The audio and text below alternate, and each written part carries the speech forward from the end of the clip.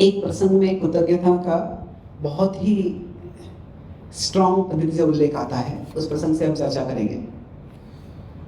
तो उसके पहले अगर हम ग्रैटिट्यूड, कृतज्ञता की बात करते हैं, सो व्हाट डज, अगर आप बोलते कृतज्ञता, gratitude, so what does this mean to you? कृतज्ञता का विचार करते हैं तो क्या विचार आता है मुझे? कोई कृतज्ञ है तो व्यक्ति कैसे बर्ताव करता है, कोई कृतज्ञ नहीं है तो कैसे दिखता है वो, कृतज्ञता क्या क्या फायदा है, जिस कृतज्ञता विचार आता है, ये शब्द सुनते हैं तो what thoughts come in your mind? What do you think is gratitude?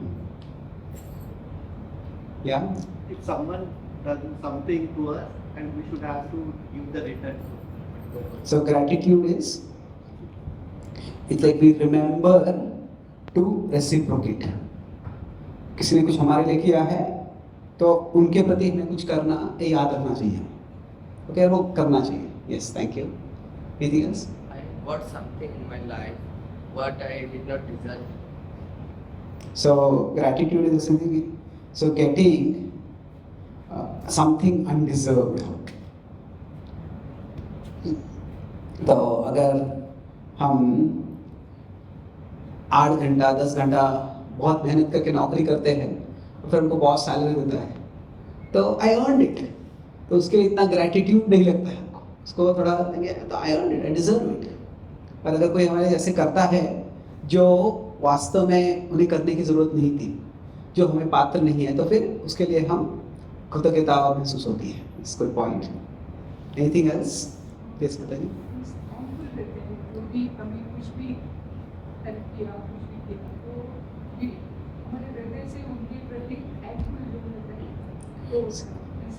So it is also like a inner emotion. कार्य हो या ना हो, पर inner emotion of awareness, of thankfulness कि आपने मेरे लिए कुछ किया है, thank you. Yes. Gratitude makes us humble. When we express gratitude, it makes us more and more humble. We are appreciating the things that are done to us. Yes, तो उससे नम्रता आती है, क्योंकि क्या होता है कि जो हमारे लिए किया है वो हम याद करते हैं। नहीं तो हमें लगता है कि मैंने जो प्राप्त किया मेरी मेहनत से प्राप्त किया, मेरी बुद्धि से प्राप्त किया है, पर हम सत्य हो सकता है, पर उसके अलावा जो भी हमें मिला है उसके लिए कई और फैक्टर्स भी होते हैं।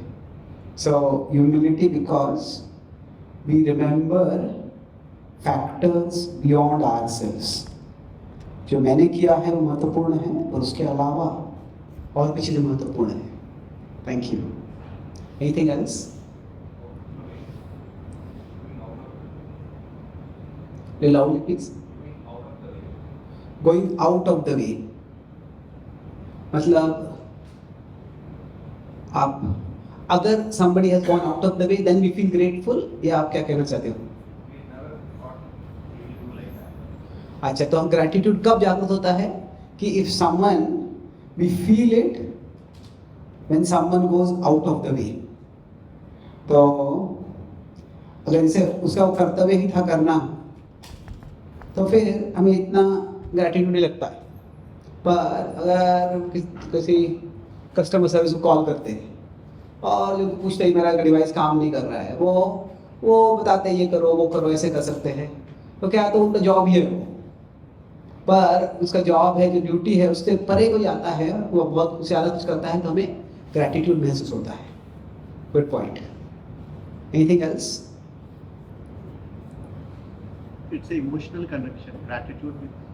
Yes, it's not just an emotion, you can say it's an emotional connection. उसके द्वारा व्यक्ति से हम एक संबंध जुड़ता है। Thank you. Okay. Good points. Not expecting anything. हाँ, कैसे होता है कि कभी-कभी क्या होता है, कुछ लोग they do favors, but that favor is not a favor because they are going to ask a favor afterwards. तो एक है कि it is not the same as indebtedness. कोई व्यक्ति कोई एहसान करता है और जिंदगी भर याद दिला देता है, मैं तुम्हारे लिए एहसान किया था, एहसान किया था, एहसान किया था। एको हो रहा है इसका बहुत कहीं से नहीं, आपको सुनाई दे रहा है? Okay, fine. मुझे तो आवाज सुनाई दे रही है। हरे कृष्णा, आपको नहीं आ रहा है? उस पर कोई आवाज आ रहा है क्या? अभी चालू हुआ। ओके, तो अभी ग्रैटिट्यूड को हम अनेक दृष्टिकोण से देख सकते हैं, क्योंकि अभी ये विपक्ष का अवसर है, तो हम खास करके संबंधों के रूप में ग्रैटिट्यूड देखेंगे। अभी ये कृतज्ञता है, उसका उल्लेख विशेष एक स्तर पे काफी जोर से आता है।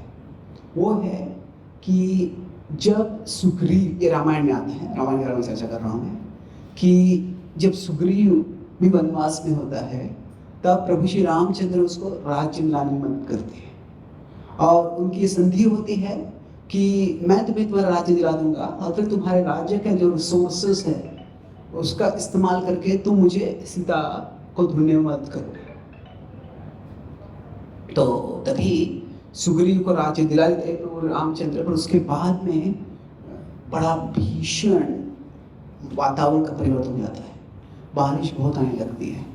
ऐसे आचार्य बताते हैं कि क्योंकि जो वाली था, इंद्र का पुत्र था, ये वाली थोड़े क्रोधित हो जाते हैं, इसीलिए इतनी भीषण वर्षा करते हैं कि कोई घर से भी बाहर नहीं निकल सकता है। अभी राम जब घर नहीं होता उनका, तो वो एक गुफा में रह रहे होते हैं, वहां से बिल्कुल बाहर भी नहीं निकल सकते हैं, इसलिए 4 महीने उनको रुकना पड़ता है। अब ये हम कल्पना कर सकते हैं ये कितना फ्रस्ट्रेटिंग होगा एक तरह से। अगर मान लीजिए हमारे परिवार में कोई व्यक्ति घूम गया है, तो हम कुछ भी करके वो ढूंढने का प्रयास करेंगे, पर में कितना भीषण बारिश होगा तभी कि प्रभु श्री राम फैसला करते कि कुछ नहीं कर सकते। और 1 दिन नहीं, 2 दिन नहीं, 3 दिन नहीं, 4 महीने उनको रुकना पड़ता है। और एक एक दिन वो काउंट कर रहे हैं, सीता कहाँ है, कैसे होगी, कुछ भी पता नहीं उनको अब तक। ये बताया उनको कि जटायु ने बताया कि रावण ने उनको अपहरण किया है, पर वो कहाँ है, क्या किस गति में पता नहीं है।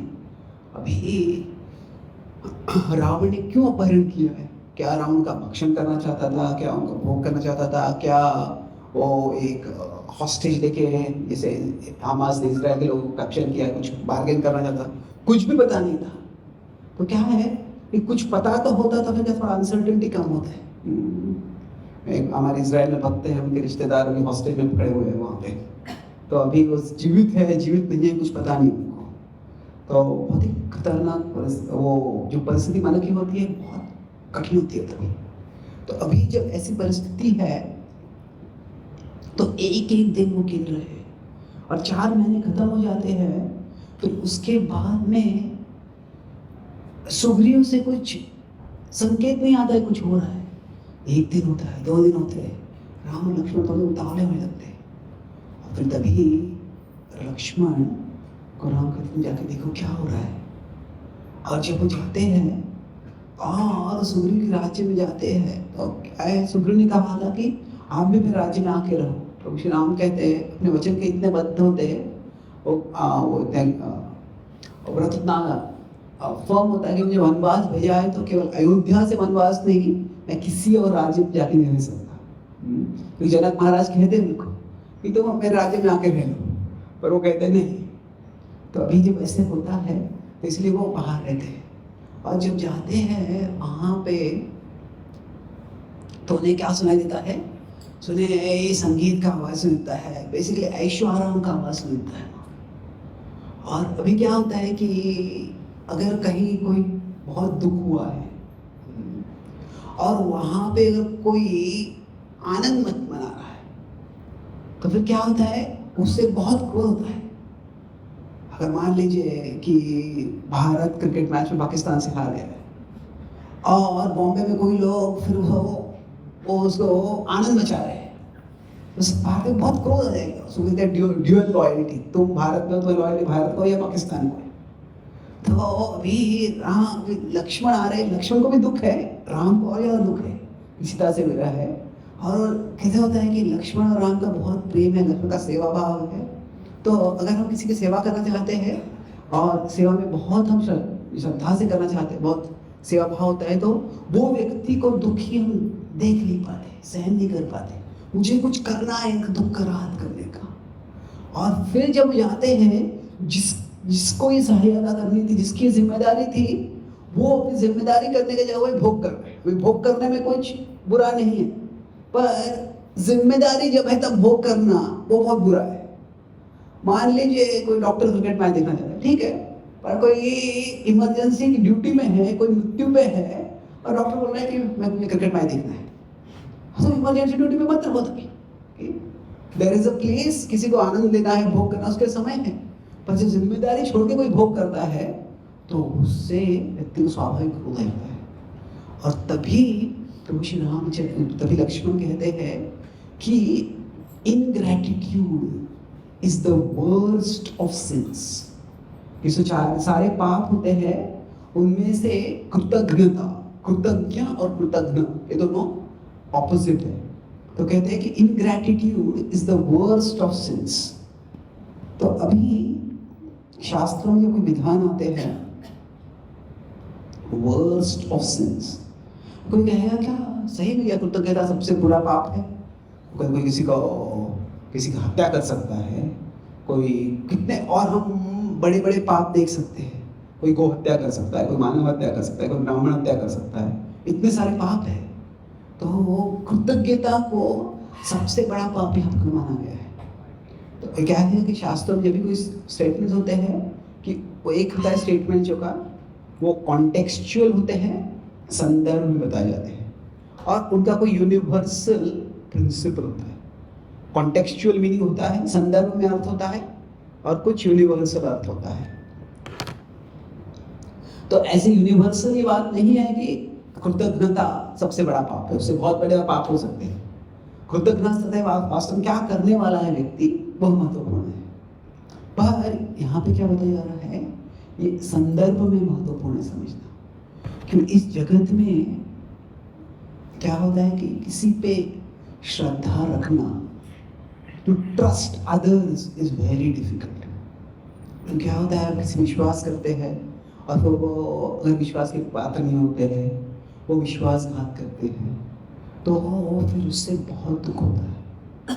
तो कैसे है कि जब रिश्ते होते हैं, रिश्ते में कई चीज़ें हो सकती हैं कि हम जो दूसरे से अपेक्षा कर रहे हैं वो उस अपेक्षा तक नहीं आते, they don't meet our expectation.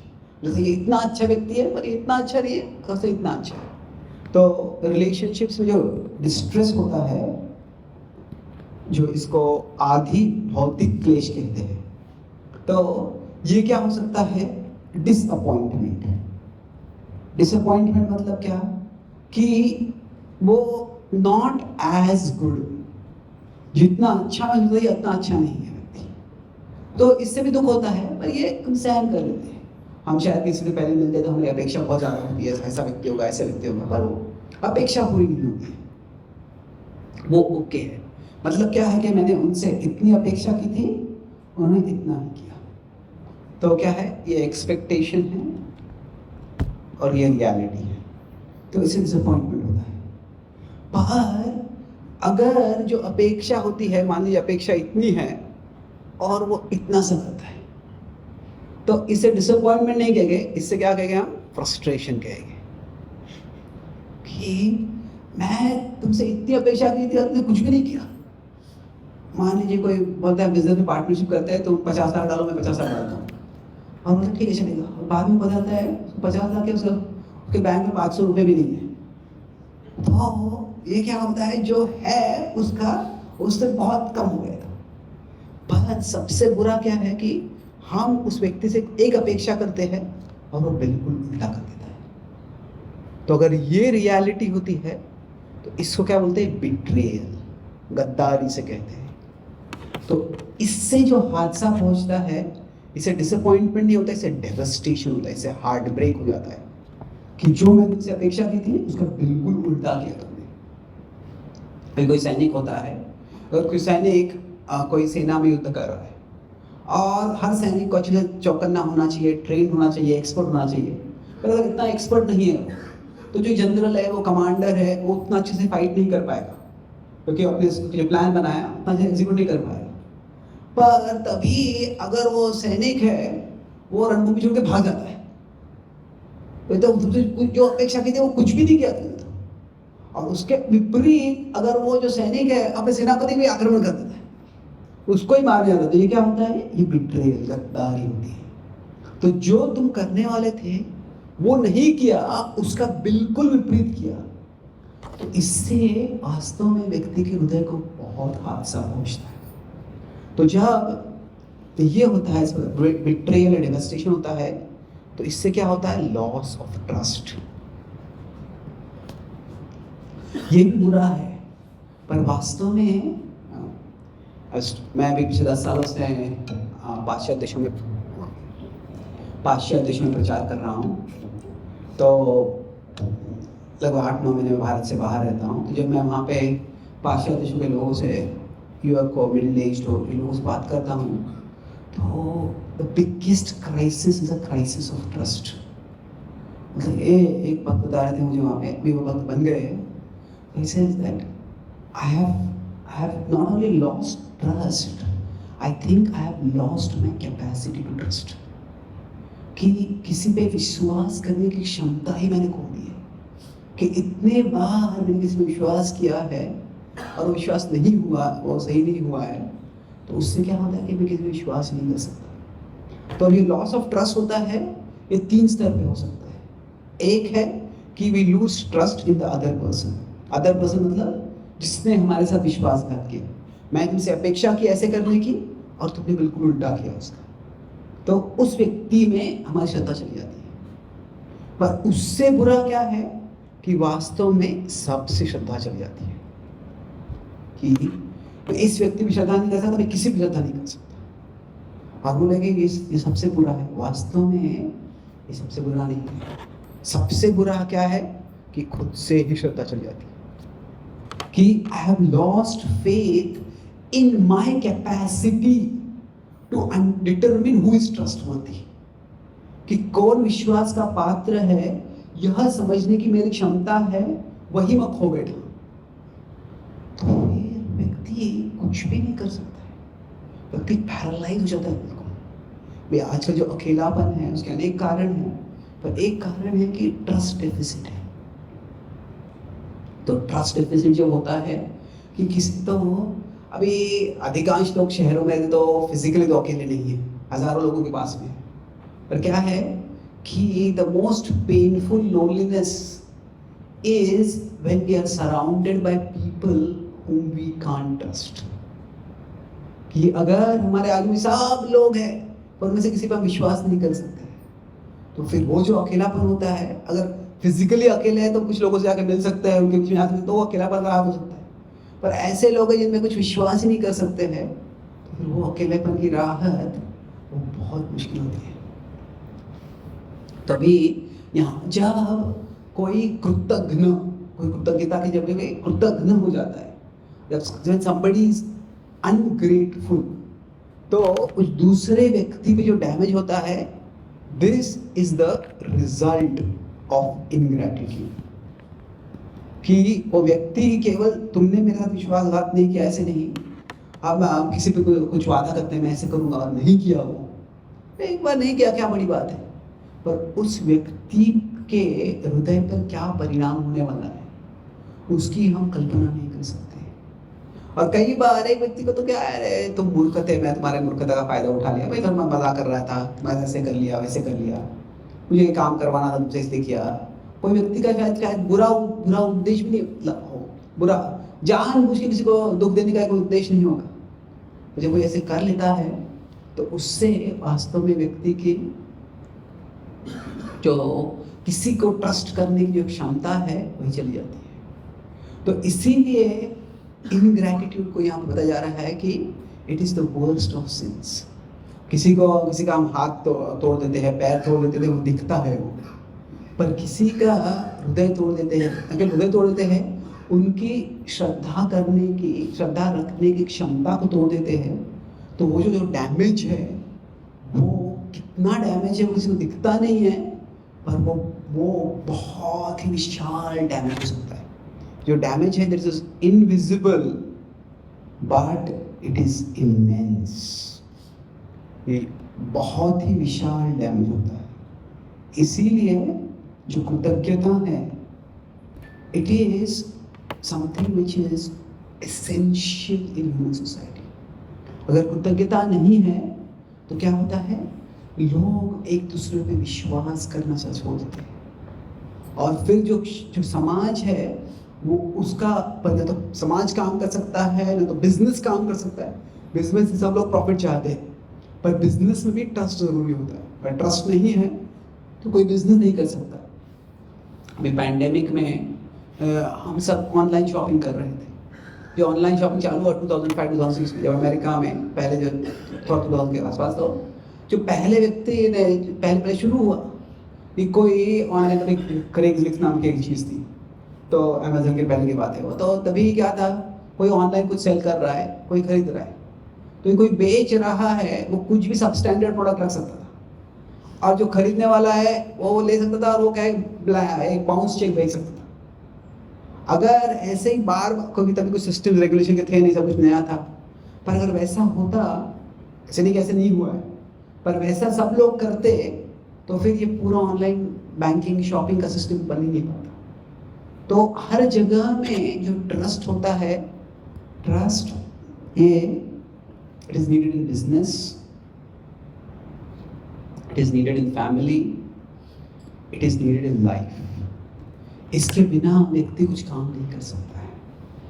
और the greatest destroyer of trust is ingratitude. तो कृतज्ञता जब दिखती है तो व्यक्ति के न केवल व्यक्ति पे विश्वास हो जाता है, पर क्या होता है, कभी कभी कुछ लगता है कि मानवता पे विश्वास चल जाता है कि I have lost faith in humanity. मैं कैलिफोर्निया में था, वहाँ पे एक कार जा रही थी आगे, वो कार पे स्लोगन लिखा था, the more I get to know people the more I love my dog. जितना मैं लोगों को जानता हूँ उतना मैं अपने कुत्ते से ज़्यादा प्रेम करता हूँ। क्योंकि क्या होता है, लोग विश्वासघात करते हैं पर कुत्ता तो वफादार रहता है। तो ये हम हंस सकते हैं, पर ये it's a very unfortunate reality, heartbreaking reality actually, not as unfortunate. So till now I discussed about why gratitude is important. कि अगर gratitude नहीं होगा, इसलिए ingratitude is the worst of sins बताया। तो अभी gratitude जो कृतज्ञता है, वो हम उसकी बुद्धि से समझ सकते हैं जरूरत क्या है, एक तरफ समझता है और अलग तरफ से बता सकते हैं उसको, पर Gratitude is the foundation of trust. तो ये जरूरत है उसकी, पर अभी हम इसको जागरूक कैसे कर सकते हैं। तो मैं 3 चीजों की बात करूंगा, जिससे how we can awaken gratitude. So we talk about basically क्या है कि हमें जब ग्रैटिट्यूड कल्टीवेट करना है तो AIM, to take aim। सबसे पहले क्या चाहिए, अवेयरनेस, दूसरा है इंटेंशन, और तीसरा है momentum. I'll explain what these 3 things mean in this particular context। क्या है कि सबसे पहले जब किसी को कृतज्ञता है तो अवेयरनेस, ज्ञान होना चाहिए। Awareness is not exactly knowledge, it is जो मुझे ज्ञान है वो मुझे ज्ञान रखना चाहिए। मुझे बहुत सी चीज़ें पता होगी पर वो मेरे दिमाग में नहीं रहती है। तो शास्त्र में बताया गया है कि कई बार कोई वैदिक कोई कार्यक्रम होता है तो उसके अंत में ओम शांति शांति शांति बोलते हैं, 3 बार शांति बोलते हैं। अब ये 3 बार शांति क्यों बोलते हैं? क्योंकि वास्तव में हम हर एक जीव जो है वो we are all in 3 circles. हम 3 कोशों में या 3 क्षेत्रों में हम सिचुएटेड है, हम जगह स्थित है। पहला है हमारा शरीर, दूसरा है हमारा समाज, और तीसरा है निसर्ग। तो पहले को कहते हैं आध्यात्मिक। आध्यात्मिक को कभी स्पिरिचुअल कहते हैं, पर आध्यात्मिक मतलब क्या है यहाँ पे, कि हम हमारे शरीर और मन के सर्कल में स्थित हैं। फिर हम समाज में स्थित है, वो है आधि भौतिक। निसर्ग में स्थित है, वो है आधि दैविक। तो क्या है, ये तीनों जो, उसको कोश शब्द इस्तेमाल कर सकते हैं हम, तीनों जो क्षेत्र है जिनमें हम स्थित है, ये तीनों पर हम निर्भर है जीवन के लिए। अगर हमारा शरीर काम नहीं करता है तो फिर हम काम नहीं कर पाते। हम रोज खाना खाते हैं पर वो जो पचन होता है, हम कुछ ध्यान पूर्वक उसका पचन नहीं करते, वो अपने आप होता है।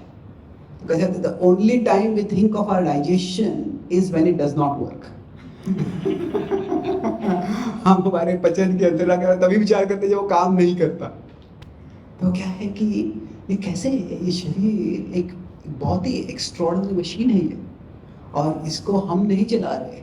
ऐसा वास्तव में कह सकते हैं ये हमारे ज्ञान के बिना ही चल रहा है, पर वो एक चमत्कारिक मशीन है। तो जो शरीर और मन है, इस पे हम निर्भर है। तो अभी इन सब के प्रति जो आदि आत्मिक, इसके प्रति जो ऋण है, शास्त्र में बताया गया 3 चीजें हैं, यज्ञ, दान और तप। ये 3 हमें करना बहुत जरूरी है। तो तप से क्या है, जो हम हमारे शरीर का समतोल बनाए रखते हैं।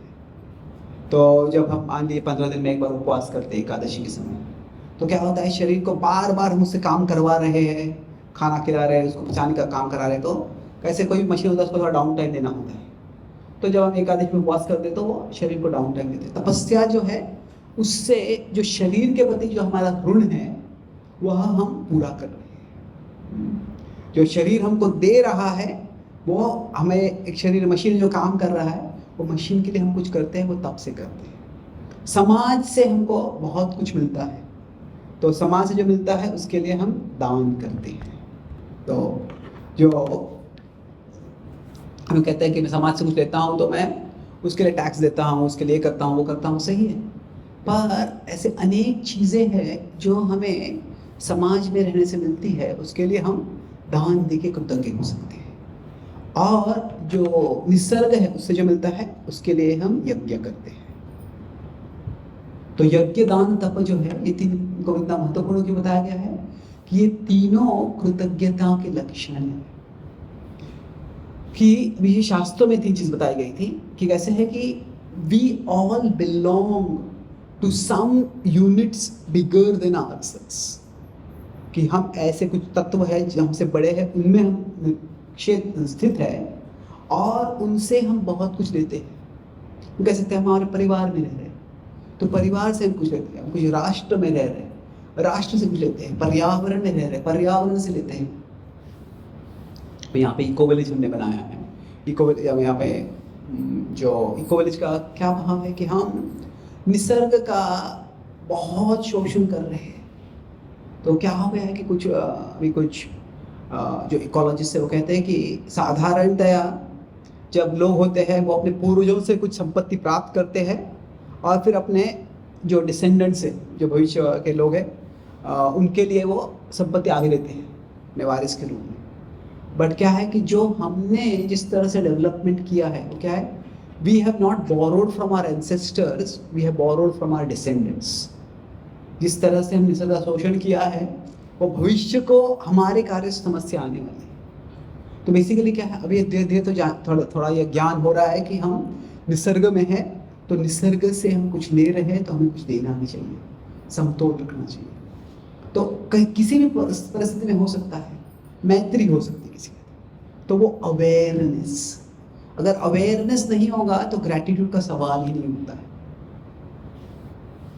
तो अभी हमारे जो पूर्वज है, तो अभी पूर्वजों से हमें हमारा शरीर मिला है, हमारा जीवन मिला है।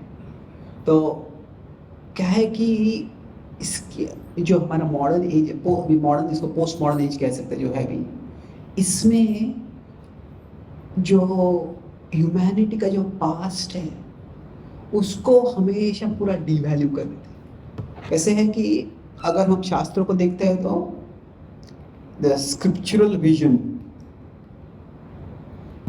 कैसे है कि हमारे पूर्वज जो थे पहले सतयुग था, तो अभी कौन सा युग आ गया? अभी कलयुग आ गया है। तो ये विचार क्या है कि the past was a source of wisdom, the past was a place of virtue, कि पूर्व में विजडम था, ज्ञान था, बुद्धि थी, वर्च्यू भी था, कि सद्गुण भी थे। यह शास्त्र का उद्देश्य है। क्या है? यहाँ से काले नमः, काले ने महता, काल की महत्ता से कम हो रहे सब कुछ। तो ये पास्ट को हम एक रेवरेंस, रिस्पेक्ट की दृष्टि से देखते हैं। पर जो खास करके मॉडर्न या खास करके उसको पोस्ट मॉडर्न वर्ल्ड व्यू है, वो क्या सोचता है कि जो पास्ट था वो पूरा डार्क था। पूर्व में क्या था? लोगों में अंधविश्वास था, लोगों में भेदभाव था। कैसे था कि जाति पे भेदभाव हो, पाश्चात्य देशों में रेस के ऊपर रेशियल डिस्क्रिमिनेशन था। और अभी क्या है? अभी वास्तव में प्रोग्रेस है, अभी विजडम है, अभी वर्च्यू। तो इसके कारण क्या होता है? वो पूर्व को एक तरह से घृणा की दृष्टि से देखते हैं कि पूर्व के लोग सब मूर्ख थे, पूर्व के लोग अंधश्रद्धालु थे, पूर्व के लोग नैरो थे, बायस थे, नैरो माइंडेड थे सब। अभी ऐसे नहीं कि पूर्व के सारे लोग अच्छे थे या सारे लोग बुरे थे। पूर्व के समय में राक्षस लोग हुआ करते थे और वह काफी घृणास्पद थे। पर ये विचार है यह बहुत अलग है, और ये फंडामेंटल डिफरेंस ऑफ वैल्यूज होते हैं। इसीलिए जो आधुनिक विचारधारा है उसमें ग्रैटिट्यूड फॉर द पास्ट ये आता ही नहीं है। It is like disgust for the past, उसके लिए घृणा कि पूर्व के लोग कितने मूर्ख थे। और ये महत्वपूर्ण समझना कि ये टेक्नोलॉजी के आधार पर लोग सोचते हैं कि बहुत प्रगतिशील है। पर जो टेक्नोलॉजी के जो फाउंडर्स थे, जैसे न्यूटन कहता कि I have seen further than others because I am standing on the shoulder of giants. अब न्यूटन साइंटिस्ट, पहला साइंटिस्ट कहते हैं, एक तरह से कहते हैं पाश्चात्य देशों में। वो कह रहा है कि मैं अगर किसी और से ज़्यादा देखा है तो क्यों? क्योंकि मैं, मेरे पहले बहुत से लोग थे, उनके कंधों पे खड़ा हूँ, उनके कृपा से देख रहा हूँ। तो भाव ये पाश्चात्य देशों में भी था पहले, पर अभी जो पूर्व के लोग हैं उनको एक घृणा के रूप से देखा जाता है। तो उसके कारण कृतज्ञता जो है अभी एंसेस्टर्स के प्रति, जो ईस्टर्न कल्चर्स है उसमें एंसेस्टर्स का थोड़ा रिस्पेक्ट होता है। जापान में एंसेस्टर वर्शिप बहुत काफ़ी होती है। यहाँ पे हम पितृ पूजा क्या साल भर नहीं करते हैं हम, पर जो है थोड़ा रिस्पेक्ट होता है। पर कई बार पाश्चात्य देशों में ये नहीं है। And this is not to criticise western society, क्योंकि आगे ये पाश्चात्य संस्कृति का परिणाम नहीं है, भौतिकवाद का परिणाम है। और भौतिकवाद भारत में भी हो सकता है, पाश्चात्य देशों में हो सकता है। पर जो है जब जितना मटीरियलिज्म आ जाता है उतना कृतज्ञता बहुत मुश्किल हो जाती है। तो जो जितना हमें, अगर मुझे पता चलता है कि वास्तव में मैं आज यहाँ पे हूँ, तो क्यों हूँ? क्योंकि अब भौतिक विषय देखें तो हमारे माता पिता हैं, उनके दादा हैं, उन सब ने एक जिम्मेदार जीवन जिया, उन्होंने संघर्ष किया, उसके कारण हम जीवित हैं। अगर हम अभी आध्यात्मिक से भक्ति में आए हैं, भक्ति कर रहे हैं, तो क्या है हमारी एक आध्यात्मिक भी, हमारे स्पिरिचुअल एंसेस्टर्स कह सकते हैं। हमारी परंपरा में है, हम बड़े बड़े आचार्य थे, उनको सेवा करने वाले अनेक भक्त थे, कोई बड़े थे, कोई साधारण थे, पर उन सब ने जो भक्ति की संस्कृति जो है उसको संभाल के रखा हुआ है। तो ये इतना महत्वपूर्ण है कि अर्जुन कहते हैं पहले अध्याय में कि अगर हमारे कुल का विनाश हो जाएगा तो क्या होगा? ये अवेयरनेस ही नहीं रहेगा कि हमारे पूर्वज थे और पूर्वज ने हमारे कुछ किया था, और फिर क्या होगा? वो पूरे कुल का विनाश हो जाएगा। तो फर्स्ट इज अवेयरनेस कि मैं जहाँ पे आया हूँ वहाँ पे कैसे आया हूँ, क्योंकि मेरी मेहनत से नहीं आया हूँ, मेरे मेहनत से पहले और लोगों ने बहुत मेहनत की। तो अगर वो नहीं है तो कृतज्ञता लगभग नामुमकिन है। और अगर अवेयरनेस यही कि how special I am and how great I am वो रहेगा, तो फिर वो तो ग्रैटिट्यूड के बहुत खिलाफ। जैसे आप बताए थे कि कैसे ग्रैटिट्यूड नम्रता ऑपोजिट है। तो जब व्यक्ति में बहुत प्राइड होता है तो ग्रैटिट्यूड बहुत मुश्किल आता है. सो अवेयरनेस ज़रूरी है. एंड समटाइम्स ये अवेयर, आजकल हमें बहुत जानकारी है, अरे यहाँ पे ये हो गया, वहाँ पे वो हो गया, वहाँ पे ब्रेकिंग न्यूज़, यहाँ पे वहाँ पे वो है. और क्या है जो अवेयरनेस है कि हम how much our existence depends on factors beyond us, कि हमारा अस्तित्व हमसे परे अनेक चीज़ें हम पर निर्भर है. ये अवेयरनेस नहीं होता है तो इससे ग्रैटिट्यूड बिल्कुल नहीं रहता है. अमेरिका में अभी भारतीय लोग जो है, Indians are the wealthiest minority. Indian minority है तो इंडियन मेहनत करते हैं, टैक्सेस भरते हैं, जॉब करते हैं, तो काफ़ी धनवान माइनॉरिटी है, सिर्फ चाइनीज से ज़्यादा धनवान है.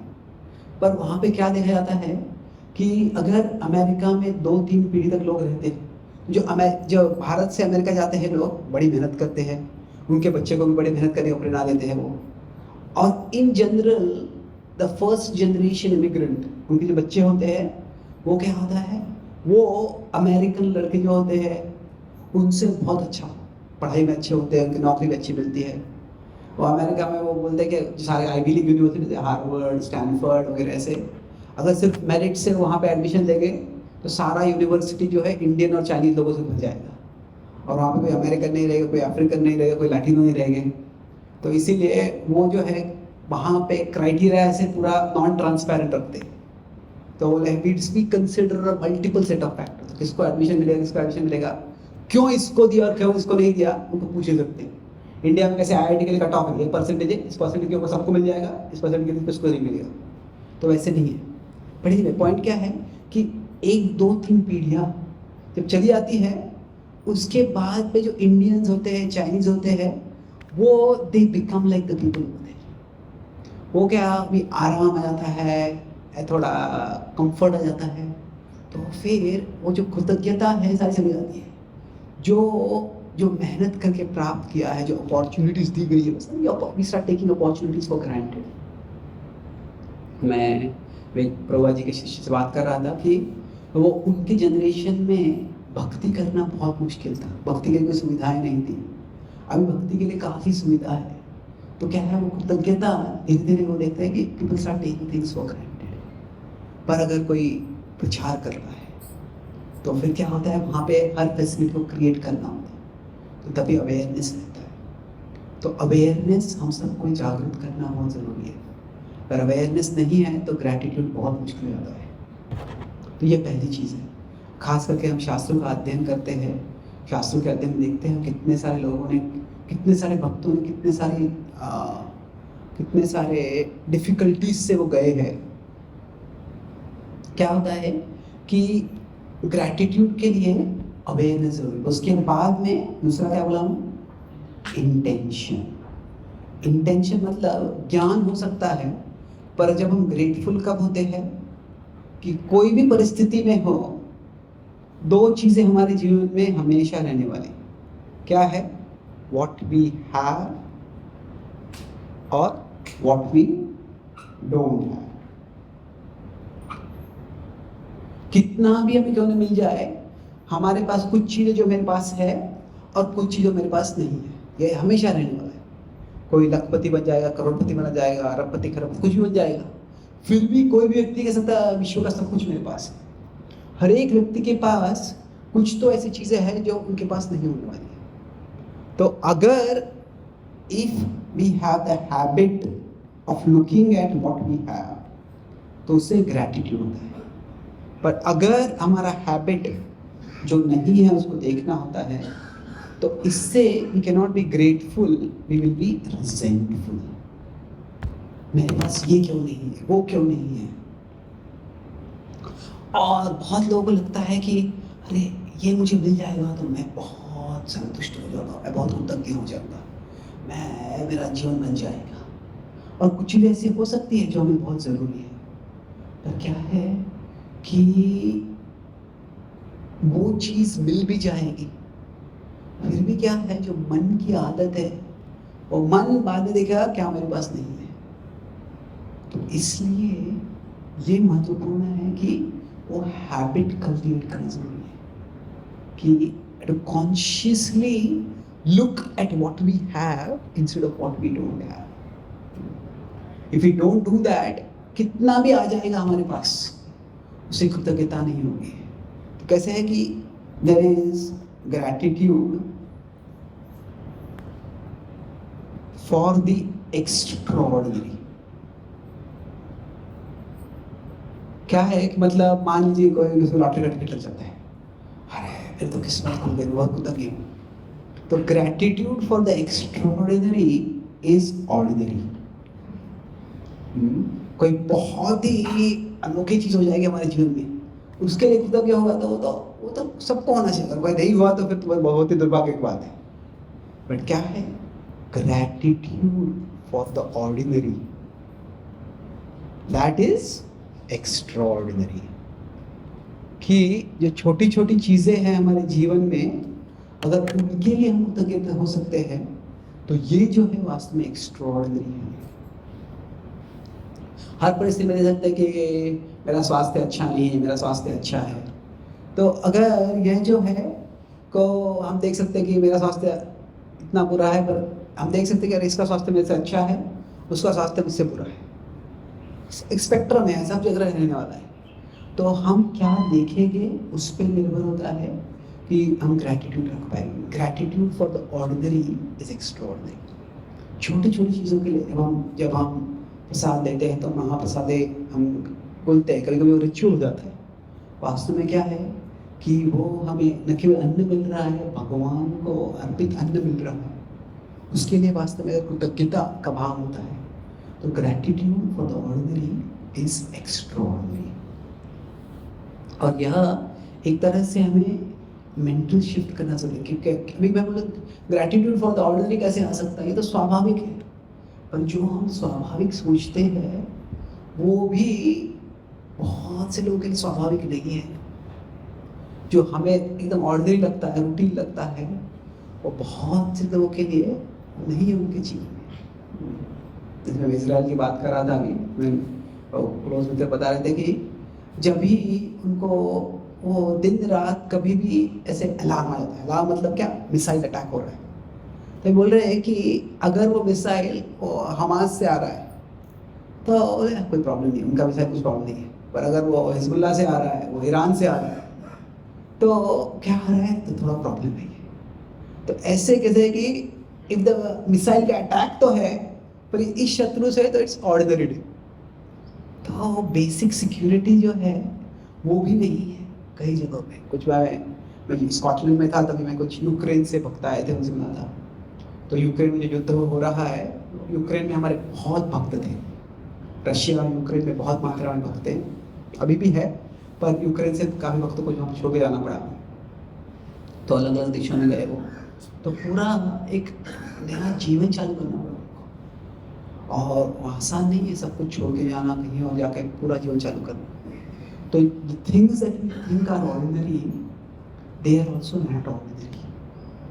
तो ये हमें एक चुनना होता है. कृतज्ञता अगर चाहिए तो every facility that we have, every act of kindness that somebody does to us, वो वास्तव में it is worth being grateful for.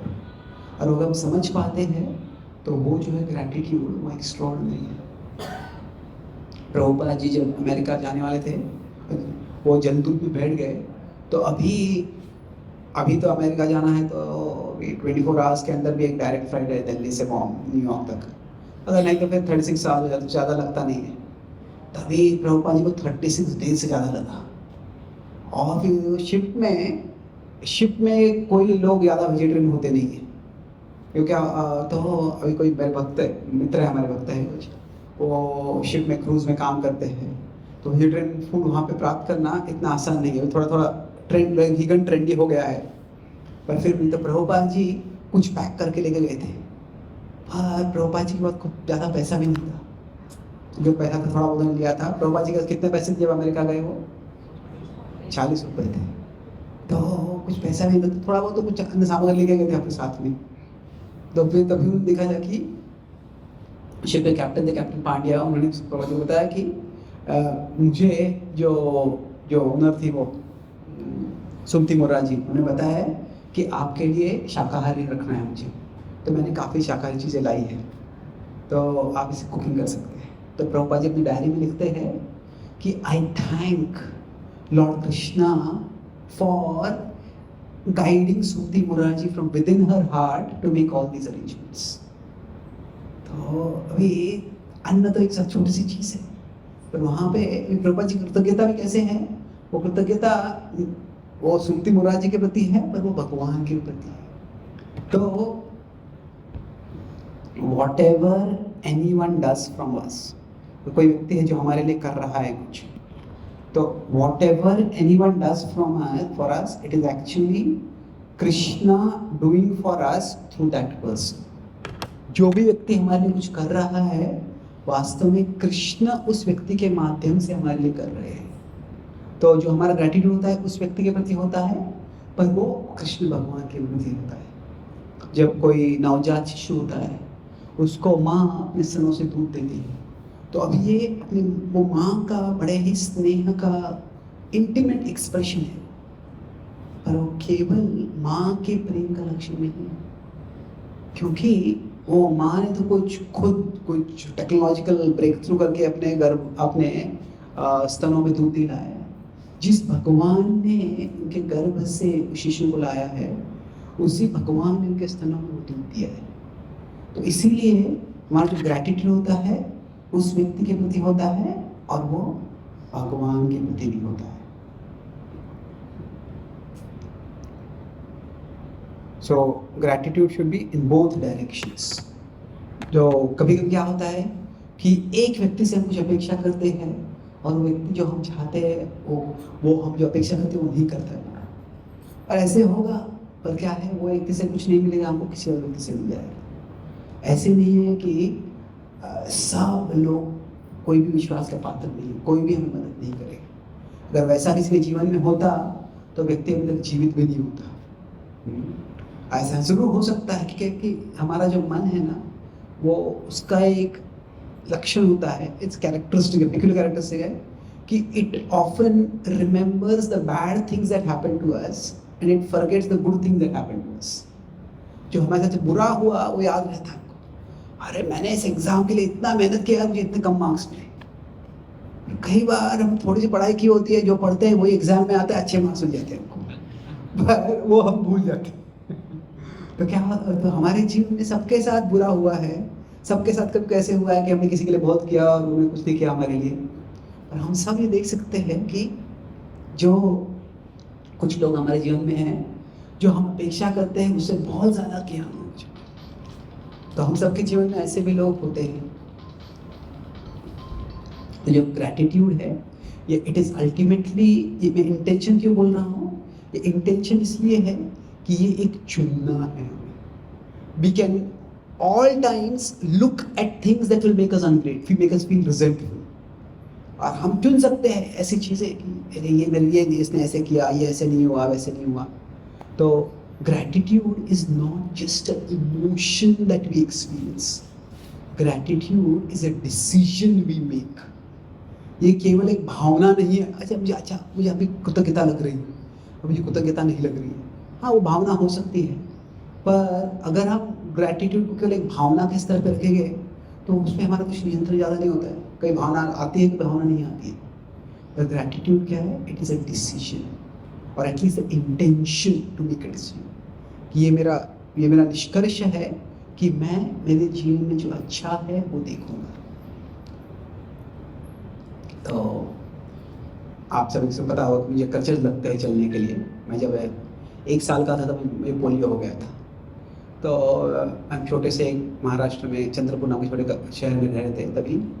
तो वहाँ पे मेरी माँ मुझे पोलियो का वैक्सीन देने के लेके गई, पर वो छोटा सा क्लिनिक था वहाँ पे, और जिस फ्रिज में पोलियो के वैक्सीन रखा था उसका पावर सप्लाई पिछले रात को चला गया था। तो फिर क्या हो गया, वो वैक्सीन में पोलियो का जर्म था, वो उसकी मात्रा बहुत बढ़ गई, और जो वैक्सीन पोलियो टालने के लिए था उसी से मुझे पोलियो हो गया। तो ये मुझे याद था, मैं नॉर्मली चल रहा था और अचानक गिर गया, फिर मैं वापस चल नहीं पाया कभी, तो ये मुझे याद नहीं है। पर मतलब मैं शायद 2.5-3 साल का था कुछ, तभी कोई रिश्तेदार, दूर के रिश्तेदार हमें हमसे मिलने आए थे, तो वो मेरी माँ को तो सांत्वना कर दे रहे थे कि कितना बुरा हो गया, तुम्हारे बच्चे को पोलियो हो गया। तो मेरी माँ के तभी जो बच्चे थे मुझे अभी तक याद है, बड़ी स्पष्ट, बड़े विश्वास कर कह रहे हैं कि what ever he lakhs physically God will provide him intellectually, कि शरीर के स्तर पे जो भी कम हुआ के लिए, उसके लिए वो बुद्धि के स्तर पे भगवान उसको दे देंगे। तो अभी वो 2.5 साल का था तभी, शायद एग्जैक्टली याद नहीं कितने साल का था, पर तभी क्या बुद्धि के लक्षण देखे मुझे पता नहीं तभी मैंने। और उसके बाद मेरी माँ गुजर गई तो इसलिए मुझे पूछने का मौका नहीं मिला उनको, पर वो समय मुझे याद रहा तब से। और जब मैं बड़ा होने लग गया तो बाकी बच्चों के समान खेल नहीं पाता था, मैं आउटडोर गेम्स तो खेल नहीं पाता था, पर जब पढ़ाई करता था तो मैं देखा कि मुझे जब पढ़ता था मैं तेज़ी समझ पाता था, याद रख पाता था, उसको बोल पाता था। तो एक तरह से मैं देखता था कि मैंने तो कुछ नहीं किया इस जन्म की दृष्टि से कि जिसके कारण मुझे पोलियो हो गया, वो सही है, पर मैंने भी कुछ किया नहीं जिससे कि मेरा IQ बाकी लोगों के IQ से ज़्यादा अच्छा है।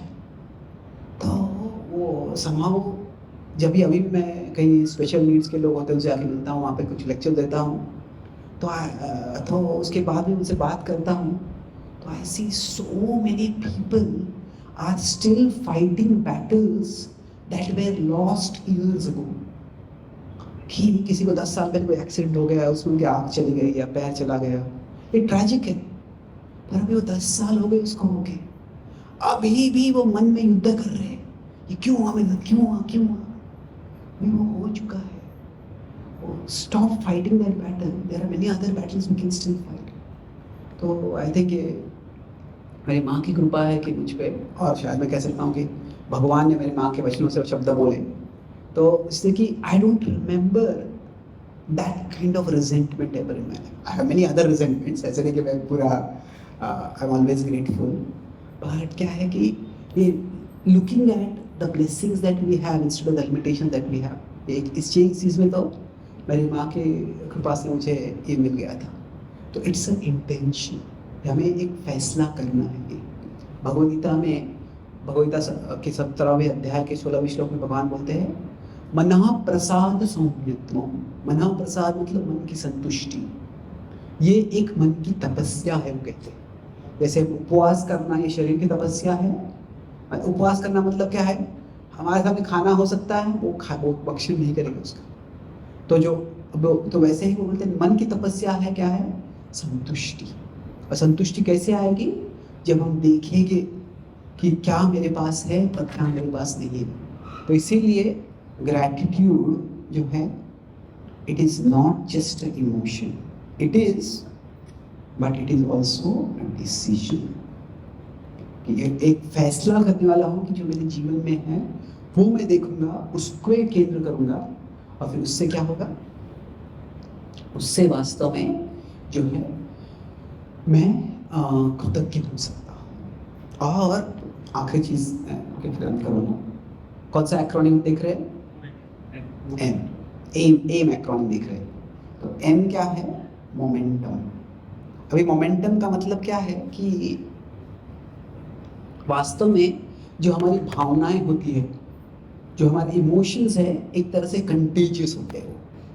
कि अगर मान लीजिए कोई सारे लोग एक रूम में हैं, सब एक फेस्टिव मूड में, और वहाँ पे कोई एक व्यक्ति आता है बड़ा उदास है, चेहरा बड़ा उतरा हुआ है, अभी या तो बाकी सब लोगों को देख के उसका मुंह ऊपर चला जाएगा, या वो बाकी सब लोगों का मूड चलेगा।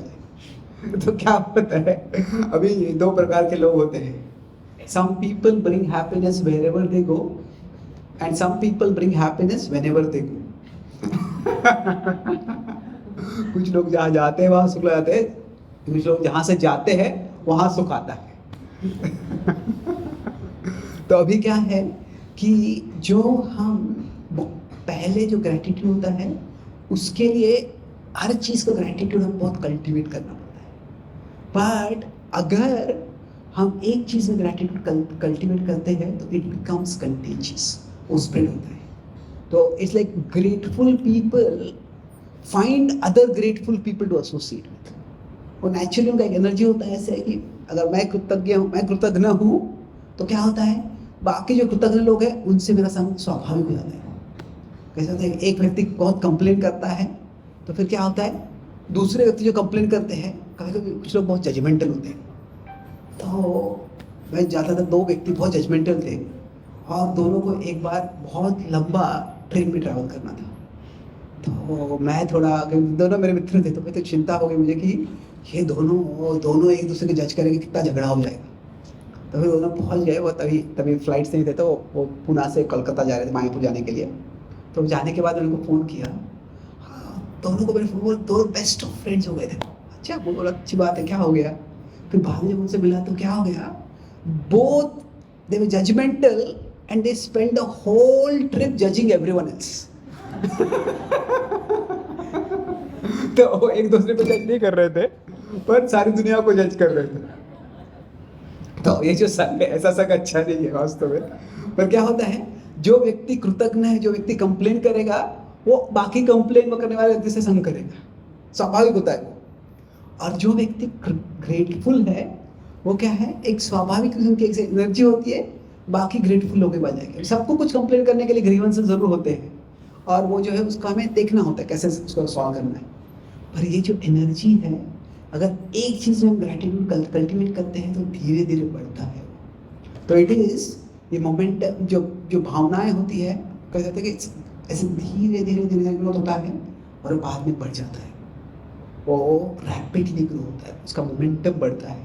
तो इसीलिए एक एक हमें स्मॉल चॉइस ऑफ ग्रेटिट्यूड, इस परिस्थिति में ये गलत हो गया, पर कम से कम ये तो सही हुआ है, ये तो गलत नहीं हुआ है। तो स्लोली वी स्टार्ट सीइंग। तो sometimes we think that each choice, ये भी गलत हो गया तो इसको मैं अच्छा देख रहा हूँ, इसको अच्छा देख रहा हूँ, इसको अच्छा देख रहा हूँ, कितना मैं अच्छा देखूँ, बुरा तो है मेरे जीवन में सब कुछ।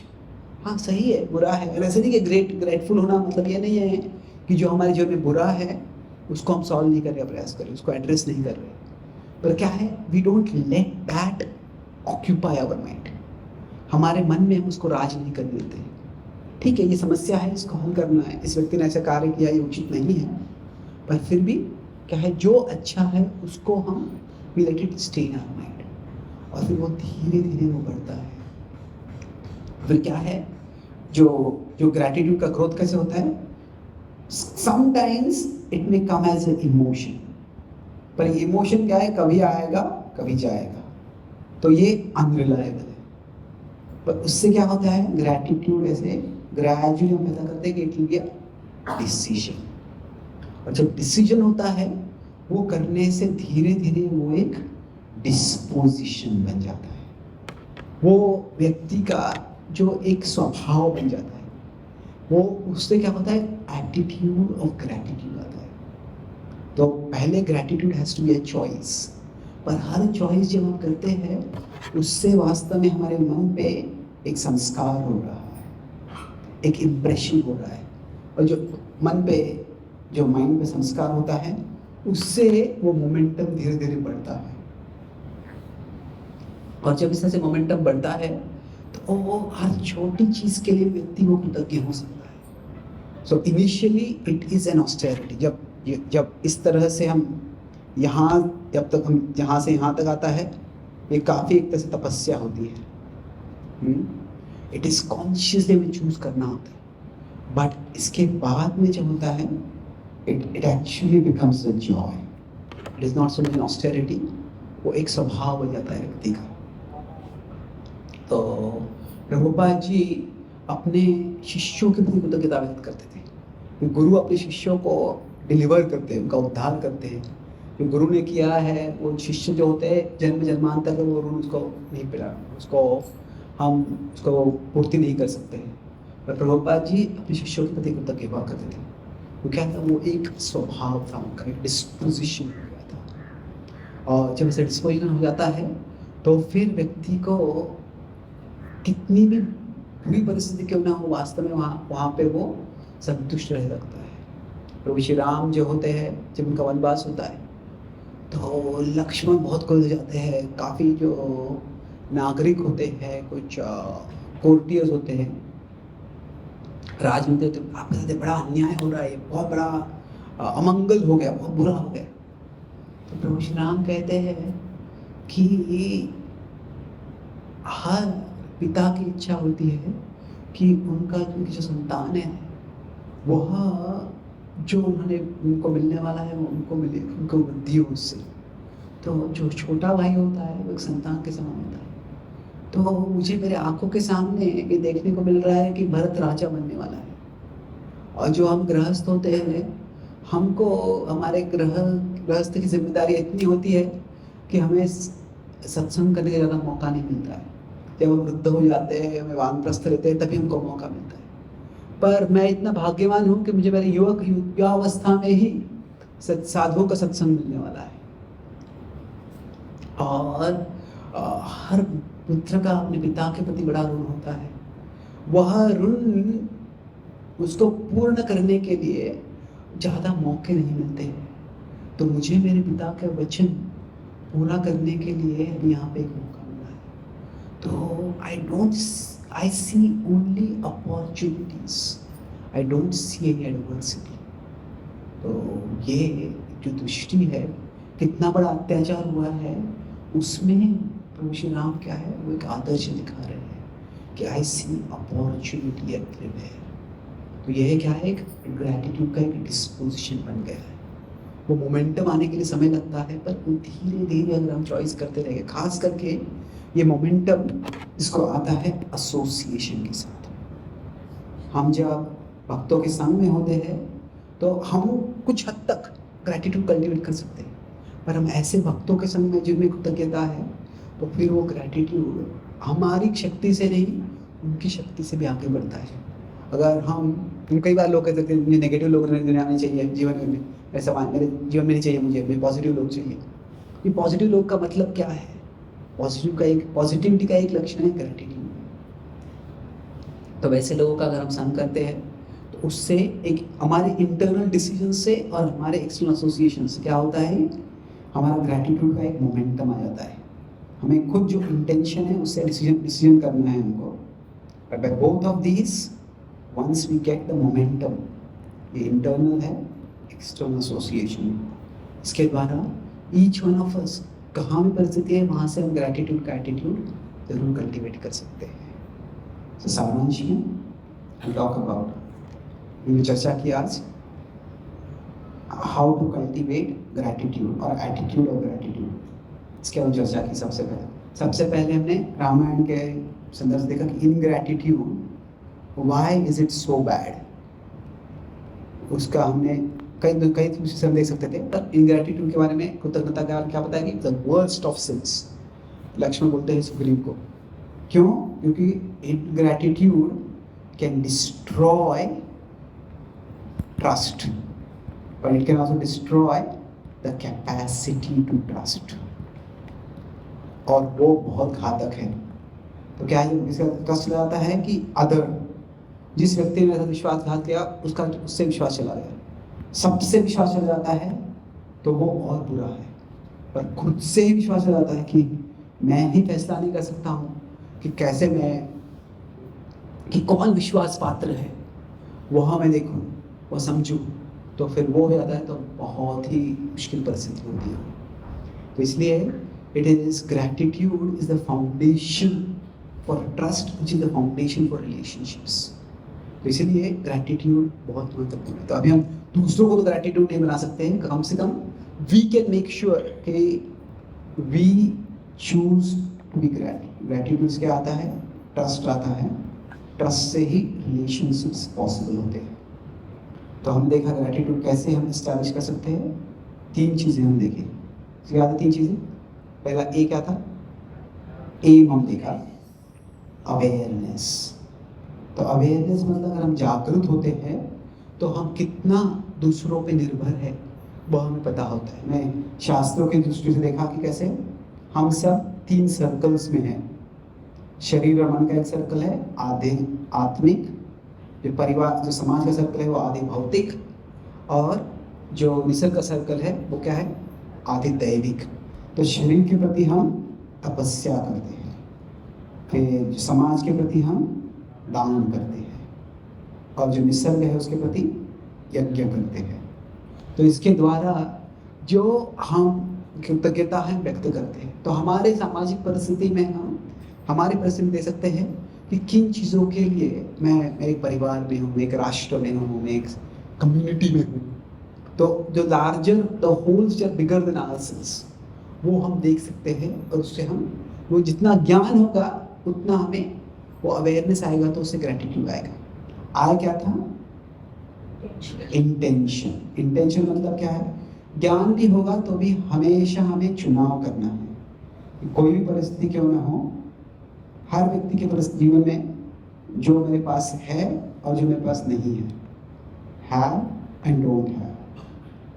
तो अगर हम जो देखेंगे मेरे पास नहीं है तो उससे कृतज्ञता कभी नहीं आएगी। अगर हम देखेंगे, वो एक आदत बनाएंगे देखने की, तो ही कृतज्ञता आएगी। तो इसलिए हमने देखा कि कैसे ग्रैटिट्यूड जो है, अगर कुछ एक्स्ट्रॉर्डिनरी हमारी चीज़ में जीवन में होता है और उसके लिए हम ग्रैटिट्यूड होते हैं, तो क्या है? वो तो ऑर्डिनरी है। पर ग्रैटिट्यूड फॉर द ऑर्डिनरी वो एक्स्ट्रॉर्डिनरी है। तो ये कल्टीवेट करने के लिए हमें चुनना होता है, और हर परिस्थिति में क्या हमारे लिए अच्छा, क्या हमारे लिए में अच्छा है वो देख सकते हैं, उससे हम कृतज्ञता होगी। जो अगर हम ये देखेंगे तो क्या होगा, इसके दृष्टि देखेंगे तो हमारा रिजेंटफुल होगी, घृणा होगी। हम देखा कि किसे आधुनिक समाज जो होता है, we look at the past.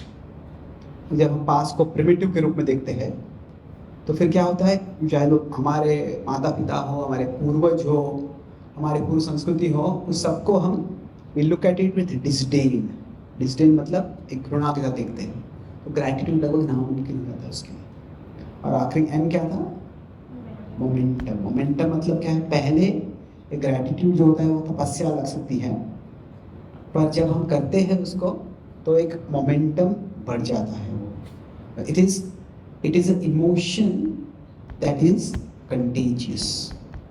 वो करते हैं तो बढ़ जाता है, और फिर उससे वो क्या होता है, वो एक न केवल डिसीजन पर वो एक डिस्पोजिशन बन जाता है, वो एक स्वभाव बन जाता है। और इसके लिए हम ये स्वभाव कैसे ला सकते हैं? दो चीज़ें हैं।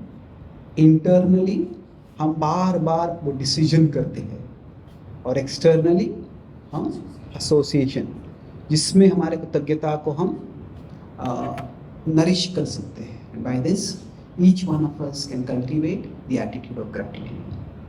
Thank you very much. हरे कृष्णा। किसी का कोई सवाल है?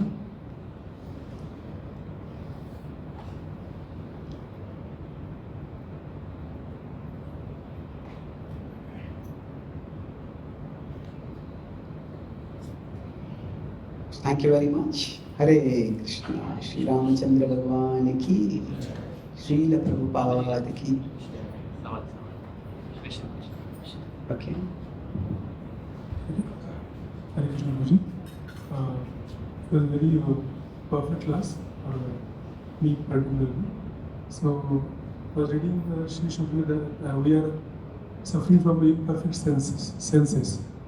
So we have the senses which are already imperfect, and with these imperfect senses, we should take a conscious decision to make a good decision, good association, and then an internal decision to take this momentum, to be in gratitude all the time. So how to perfect our senses? See, अगर हमारे इंद्रियां जो है वो अपूर्ण है, see imperfect does not mean worthless। कि कभी कभी क्या है, कोई एक चीज़ को इतना जोर से बताया जाता है कि उसके बाद में बहुत नकारात्मक भाव आ सकता है। जो हमारी इंद्रियां हैं वह अप्रत्यक्ष जो है वो भी एक प्रमाण है। प्रमाण is a valid way of acquiring knowledge. तो प्रत्यक्ष प्रमाण भी महत्वपूर्ण है। अभी जब जटायु ने देखा कि सीता का अपहरण हो रहा है, मैंने कहा कि अप्रत्यक्ष प्रमाण है, मेरी इंद्रिया अपूर्ण है, जो देख रहा हूँ मैं विश्वास नहीं करूँ। सही, सीता का अपहरण वहाँ पे हो रहा है। तो व्यवहारिक रूप से इंद्रियां बहुत महत्वपूर्ण है कार्य करने के लिए, तो वी शुड डिवैल्यू देम। तो जो इम्परफेक्ट सेंसेस का प्रधान रूप से अर्थ क्या है कि we shouldn't reject the realities that are not visible. कैसे है कि we shouldn't, जो सत्य है उसको केवल जो दृश्य है उसको रिड्यूस नहीं करना है. Only the visible is real, everything invisible is imaginary. वैसे ही सोचना है.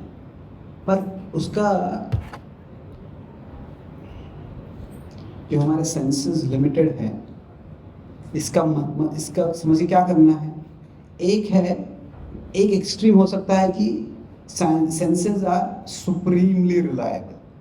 कुछ दिखेगा नहीं तो मैं उस बिल्कुल विश्वास नहीं करूँगा, वो गलत है. पर दूसरा भी है कि दे आर टोटली अनरिलायबल, ये भी गलत है. तो वास्तव में क्या है, इसका क्या है कि द विजिबल इज रियल. जो भौतिक जगत है ये सत्य है, ये माया है. मतलब क्या है, इस जगत माया नहीं है. जगत में जो सुख का हमें प्रॉमिस होता है वह माया है. There is happiness in this world also, but the quantity of happiness is far lesser than what it appears to. तो माया क्या है, जगत सत्य है, जगत में सुख है, वह भी सत्य है, पर वो सुख जो है एक बूंद के समान है और हम ऐसे प्रतीत होता है कि एक सागर के समान है, तो वो माया है. तो the visible is real but the invisible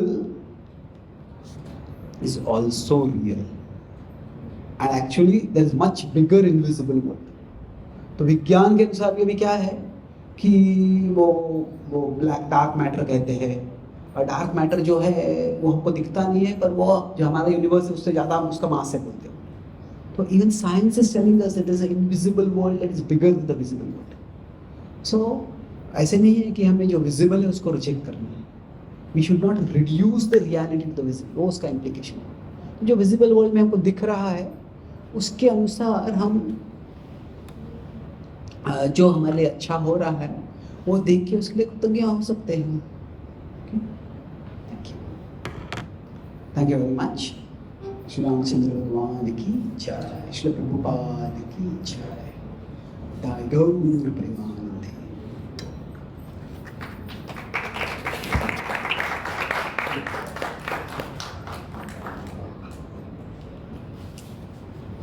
हरे कृष्ण. तो इस ग्रेस चैतन्य चरण प्रभु जी का हम लोग धन्यवाद व्यक्त करेंगे. तो प्रभु जी ने एक बहुत ही अच्छा से